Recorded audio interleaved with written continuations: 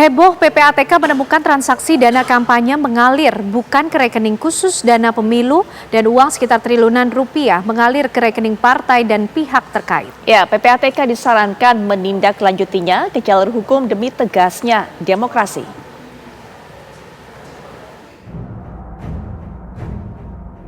Kurang dari 2 bulan lagi pesta demokrasi pemilihan presiden dan wakil presiden dilaksanakan.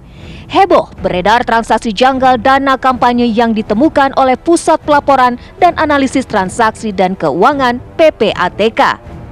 Tidak tanggung-tanggung, temuan PPATK itu hingga mencapai 100% lebih dengan nilai di atas 1 triliun rupiah. Dana tersebut beredar bukan ke rekening khusus dana kampanye atau RKDK, melainkan masuk ke rekening partai politik dan pihak terkaitnya. Kecurigaan ini disampaikan oleh pihak PPATK karena ada kekhawatiran dana tersebut dilakukan oleh pelaku kriminal untuk kepentingan kampanye. PPATK menemukan transaksi keuangan mencurigakan terkait dengan dana pemilu. Kalau kita lihat dari aturan yang ada itu, rekening dana kampanye partai politik itu kan masuk ke rekening khusus dana kampanye ya. Nah, seharusnya dari rekening RKDK inilah kelihatan kalau keluar masuk dana kebutuhan kampanye atau lainnya itu bisa tergambar. Nah, justru pada RKDK yang harusnya keluar masuknya itu tinggi, malah dia melandai.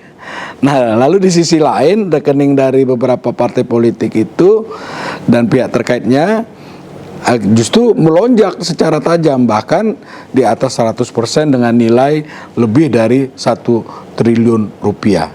Nah, ini yang unsur mencurigakan. Kekhawatiran akan lemahnya demokrasi dengan politik-politik uang, Sekjen PDIP Hasto Kristianto menanggapi perlu adanya tim independen yang mampu menjadi wasit demi tegaknya demokrasi. Sehingga segala bentuk kecurangan dapat terawasi, bagi partai pun semua aliran dana keluar dan masuk dapat terawasi. Misalkan dana pemasangan baliho dan lain sebagainya. Kami meminta bantuan pada kelompok-kelompok pro demokrasi sebagaimana Bapak Nurkhalis Majid almarhum itu mampu saat itu mendirikan KIP, Komite Independen Pemantau Pemilu, untuk juga ikut menjadi wasit yang baik antar partai politik, antar calon, supaya bisa dilihat. Misalnya sekarang ada partai yang tanpa diketahui dari mana tiba-tiba bisa memasang balihonya di seluruh Nusantara. Balihonya itu lebih banyak daripada jumlah pengurusnya. Ini harus ada yang menghitung. Ada yang menghitung berapa, apakah nanti partai-partai itu melaporkan berapa biaya pemasangan baliho, berapa jumlah baliho yang dipasang. Sehingga memang untuk menjaga fairness dan mendorong peningkatan kualitas demokrasi Indonesia diperlukan komite independen. Politikus Partai Gerindra Wihadi Wiyanto lebih mengedepankan agar tidak meluas temuan itu segera diajukan laporan sehingga dapat dilanjutkan pada proses hukum. Kalau kita melihat juga di sini bahwa apa yang disampaikan oleh PPATK ini, kalau itu terkait dengan permasalahan korupsi, saya kira permasalahan ini tidak menjadi polemik, ya sudahlah, kita mesti harus tarik itu kepada penegakan hukum. Penegakan hukumnya di mana? Orangnya siapa yang melakukan itu?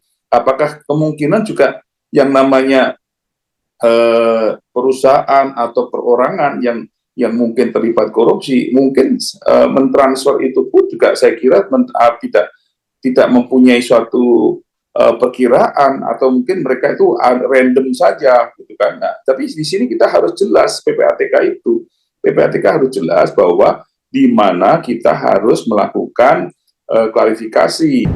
Senada dengan itu, temuan PPATK perlu ditindaklanjuti Bawaslu sehingga dapat ditarik ke jalur hukum sesuai dengan aturan yang berlaku.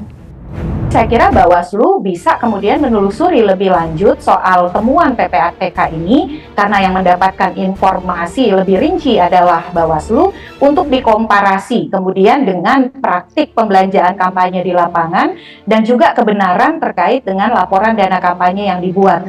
Sebab Undang-Undang Pemilu mengatur bahwa kalau ada laporan dana kampanye atau rekening khusus dana kampanye yang melakukan pencatatan dengan tidak benar, itu merupakan tindak pidana, baik peserta pemilunya atau setiap orang yang terlibat di dalam pencatatan laporan dana kampanye yang tidak benar, itu diancam dengan ancaman hukuman pidana. Tim TV One mengabarkan.